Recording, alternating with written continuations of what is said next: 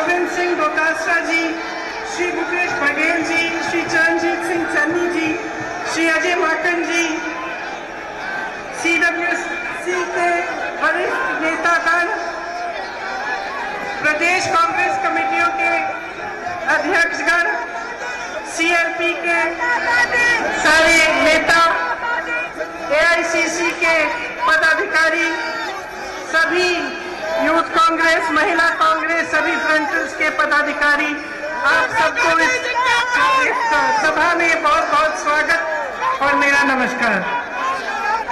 आज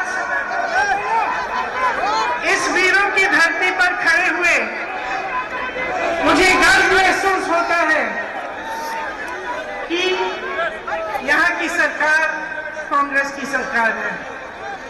मुझे गर्व है कि राजस्थान में एक ऐसी सरकार है जिसने कोरोना जैसे भयंकर संकट में एक एक जन की मदद की, जो पीछे नहीं हटे, जो आपके लिए संघर्ष करते हैं और आपके लिए ऐसी योजनाएं लाते हैं जिससे आपका विकास हो।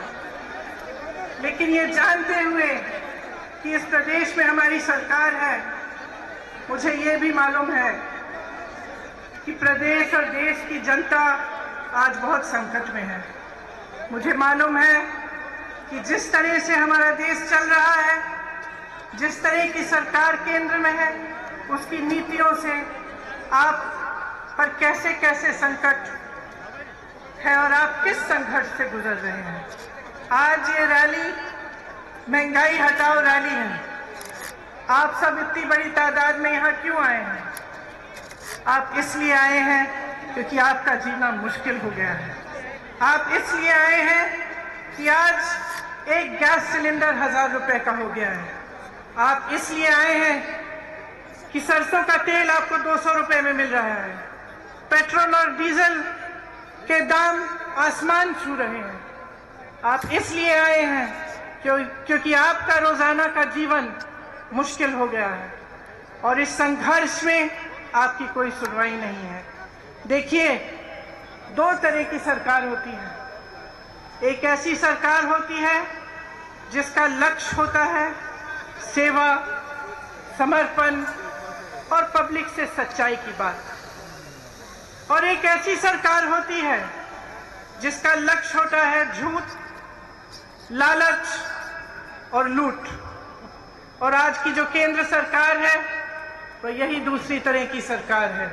इसे अच्छी तरह से पहचानिए। जितना पैसा विज्ञापनों में खर्चा जाता है, उतना पैसा किसानों को क्यों नहीं दिया जाता? मुझे पता चला कुछ दिनों पहले कि जिस प्रदेश में मैं काम करती हूँ, उत्तर प्रदेश में, उस प्रदेश में सरकार हजारों करोड़ रुपए सिर्फ विज्ञापनों पे खर्च कर रही है। लेकिन वही सरकार किसान को खाद दिलवा नहीं पा रही है। उसी सरकार में एक गांव है जहां मैं 4 ऐसे परिवारों से मिली जिनके मुखिया खाद की लाइन में खड़े खड़े गुजर गए, क्योंकि 2-3 दिनों से खाद वितरण की लाइन में खड़े थे और उनको खाद नहीं मिला। घर नहीं गए, डर था लाइन छोड़ दूंगा तो खाद नहीं मिलेगी, वहीं पे गिर पड़े। मैं ऐसे परिवार से मिलके आई हूं जिनके पति, जिनके सदस्य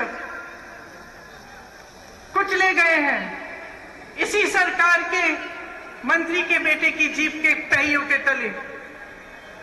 मैं उनकी विधवाओं से मिली हूं, उनकी बेटियों से मिली हूं, और मैं जानती हूं उनके मुंह से उन्होंने मुझे बोला कि हमें न्याय चाहिए, लेकिन इस सरकार से हमें न्याय कभी नहीं मिल सकता, कभी नहीं मिल सकता न्याय, क्योंकि इसी सरकार का मंत्री अभी भी हमारे प्रधानमंत्री के साथ मंच पे खड़ा रहता है, जिसके बेटे ने हमारे पति को कुचला, जिसके बेटे ने हमारे बेटे को कुचला।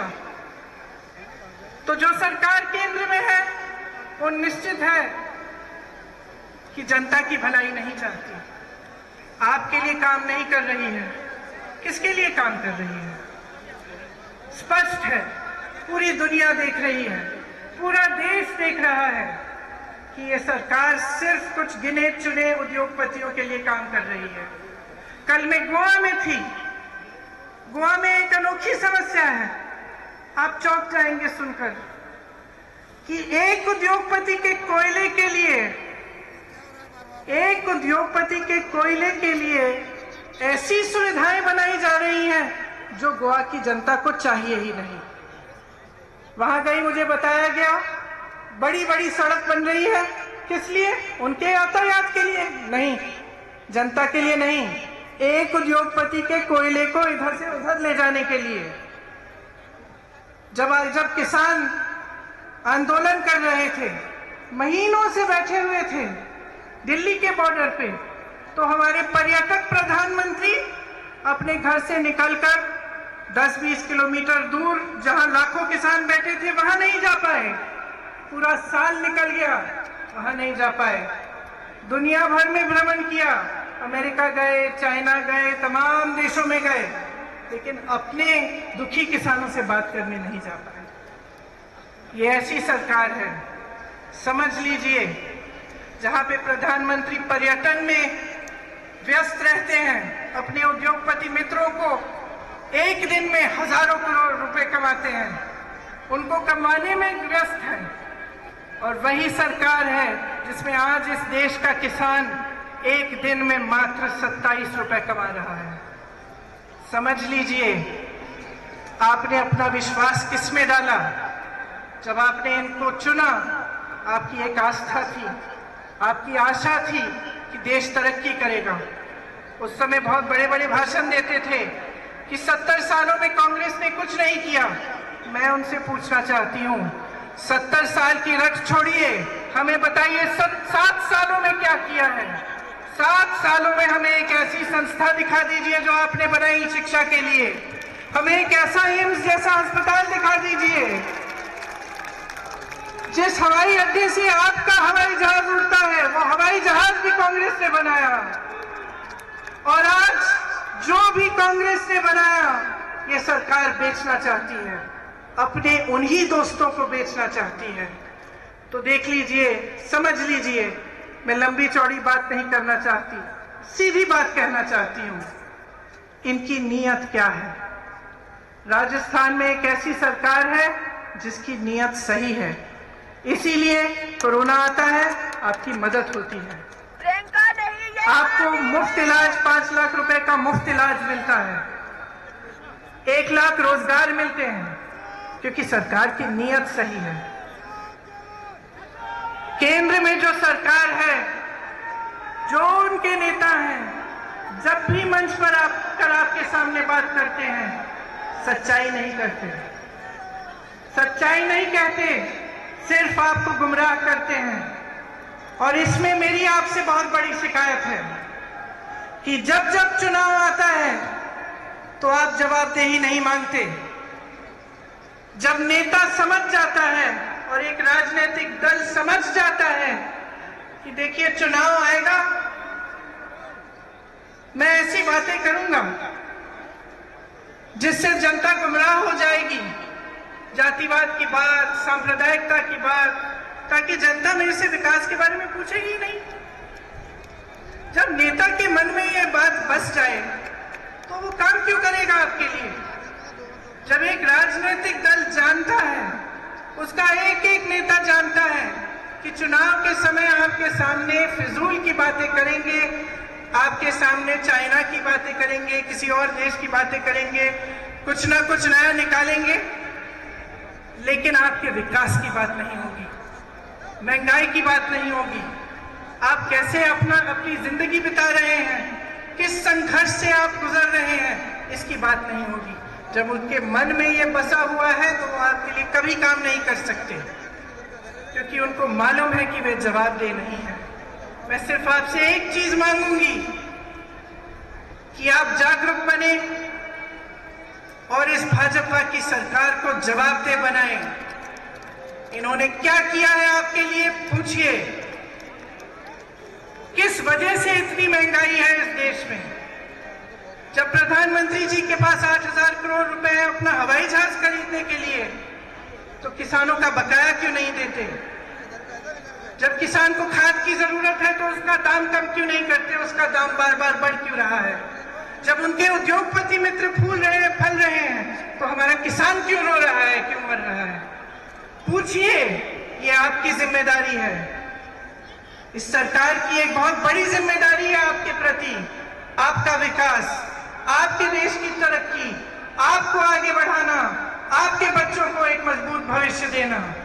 तो आपकी जिम्मेदारी है कि वो मजबूत भविष्य आप सरकार से मांगे, उनको जवाबदेह बनाएं और खड़े हो जाएं।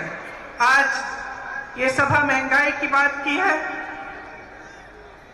मैं आपसे कहना चाहती हूं कि जिस तरह से आप महंगाई से लड़ रहे हैं हर रोज हम उसी तरह से अपनी जीत जान लगाकर आपके लिए लड़ेंगे। ये सिर्फ आपकी लड़ाई नहीं है, ये इस मंच पे बैठे कांग्रेस के एक एक नेता की लड़ाई है। ये मेरी लड़ाई है, ये मेरे भाई राहुल गांधी की लड़ाई है, ये सोनिया जी की लड़ाई है, ये अशोक गहलोत जी की लड़ाई है, और तमाम यहाँ बैठे नेता आपके लिए लड़ेंगे। इस देश से महंगाई हटानी है और इस प्रयास में आप सबको हमारे साथ लड़ना पड़ेगा। एक बार जोर से बोलिए, महंगाई को, और जोर से बोलिए, महंगाई को, महंगाई को। और इस प्रयास में हम बिल्कुल पीछे नहीं हटेंगे, हम आपके साथ हैं, आपकी लड़ाई हम लड़ते रहेंगे। धन्यवाद। जय हिंद।